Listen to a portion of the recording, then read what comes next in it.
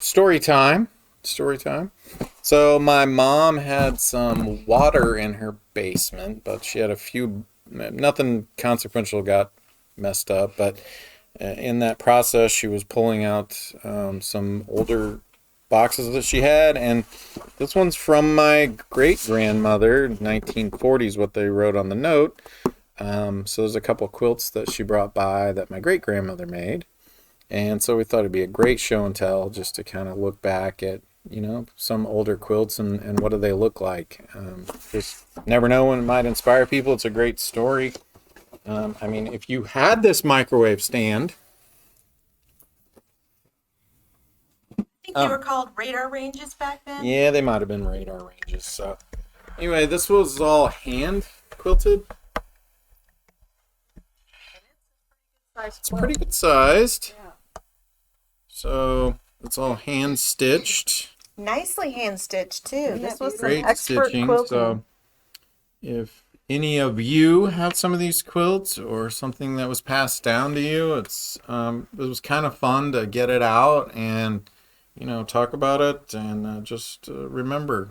I think it's really important. She doesn't have her name on here anywhere, so Yeah. So you guys that have quilts like this, be sure to put your name on the quilt and maybe even the date that you did it. And I don't know if that was a tradition in the past that they would, mark their work or write on it or make a label in the past, or if they just, she just made this for one of the beds and that was what it meant to her was. Typically, it was album quilts that were labeled because they were usually given as gifts. So everybody would sign it, and then there would be one block that was a dedication block. But for the most part, people did not date or sign their quilts. So it's pretty amazing just to look at the stitching. It's all hand stitched. I mean, obviously this probably took a while. The amount of work that's in it. Thought the fabrics were pretty interesting. Where they came from, where they cut up dresses, where they, I don't know. Flour sacks. Probably not flour sacks, but they were Depression era fabrics because they're so bright and vivid. Oh, the 40s. I don't know about that, but Yeah. Each one's a little bit different, and it kind of blended together pretty well. Interesting.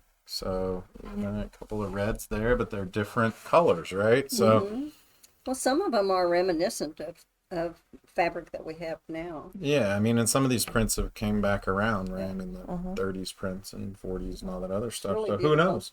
She did a beautiful job. So interesting story to share with you guys.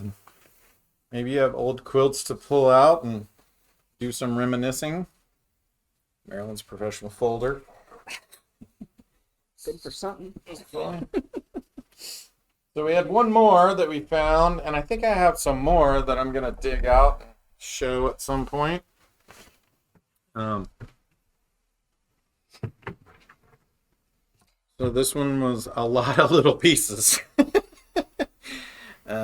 No fabric wasted. Yeah, no fabric wasted on this one. We did find some of these prints actually were in the other one as well. These fabrics we believe were partially in the other one. So Yep, this red is in the other one. yeah, but interesting. All hand stitched. So putting every one of those little pieces together. This almost looks like a modified Boston Commons quilt. Anyhow, when Robert finishes his quilt, he's going to bring it in and show and Yeah, tell. exactly. I'm gonna pull a couple more out of the closet. See. Look what I did. So, but it's fun to get it out. I thought it was a lot of fun to do some show and tell. We'll probably hang these up in the shop for a little while and things like Yeah, I that, think just that'd be so great. people can, see and. Maybe some different storage than the microwave cart box. But it's interesting. My grandmother was that way. She always wrote.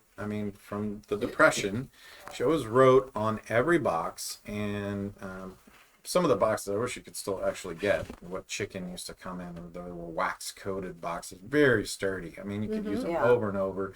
You could put almost anything in them, and the box would not fall apart. Yeah. But she would put a list of all the contents of the box in each one. And every year, and Joan said this was busy work so that we would stay out of her hair sometimes. She would make us pull all that stuff out in the summertime, and because we'd spend a lot of time with her, Mom was working, and we would pull all those boxes out. And it might have been a way that she could actually go through that stuff again too, and like, oh hey, I Yeah. got this, and look back through things that you have. But she kept everything. I mean, egg cartons, you name it, everything, salad dressing bottles, and all that stuff. I mean, it was interesting. So it was always fun at Grandma's house, and yes, we washed the walls too, which I think was busy work. Now I'm in agreement with Joan that she was getting a job done, but